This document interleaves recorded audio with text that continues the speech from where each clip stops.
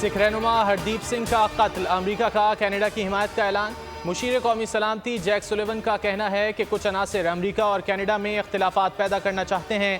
ہردیپ سنگھ کے قتل پر کینیڈین حکام سے رابطے میں ہیں، کینیڈا کے ساتھ کھڑے ہیں، چاہتے ہیں قتل کی تحقیقات ہوں، ملوث عناصر کو انصاف کے کٹہرے میں لایا جائے۔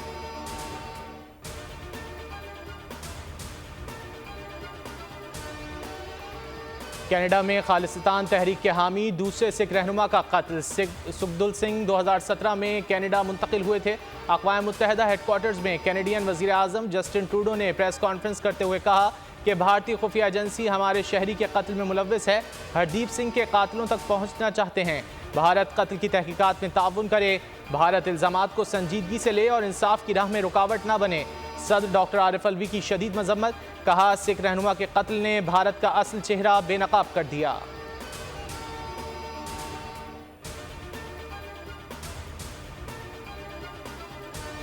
بھارت مقبوضہ کشمیر میں آبادی کے تناسب کو بدلنے کی کوشش کر رہا ہے۔ پاکستان خطے کے تمام ممالک کے ساتھ اچھے تعلقات کا خواہاں ہے۔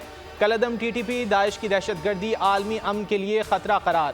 افغانستان میں استحکام نہ آیا تو عالمی امن کے لیے بھی چیلنج بن جائے گا۔ انوار الحق کاکڑ کا نیو یارک میں think tank council of foreign relations سے خطاب، کہا پاکستان اور امریکہ کے درمیان تجارت کو فروغ دیا جائے گا۔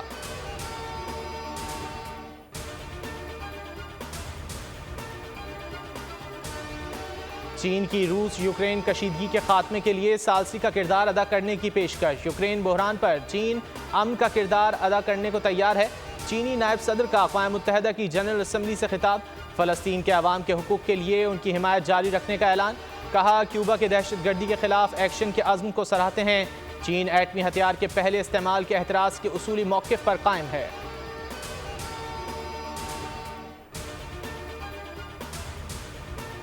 اور الیکشن کمیشن کا جنوری 2024 کے آخری ہفتے میں عام انتخابات کرانے کا اعلان۔ اعلامیے کے مطابق 27 ستمبر کو حلقہ بندیوں کی ابتدائی فہرست شائع ہوگی۔ اعتراضات اور تجاویز کی سماعت کے بعد 30 نومبر کو حتمی فہرست جاری ہوگی۔ 54 دن بعد جنوری کے آخری ہفتے میں عام انتخابات کرا دیے جائیں گے۔ سندھ، پنجاب، کے پی اور بلوچستان کے چیف سیکرٹریز کو ارسال، عام انتخابات کی تیاریاں شروع کرنے کی ہدایت۔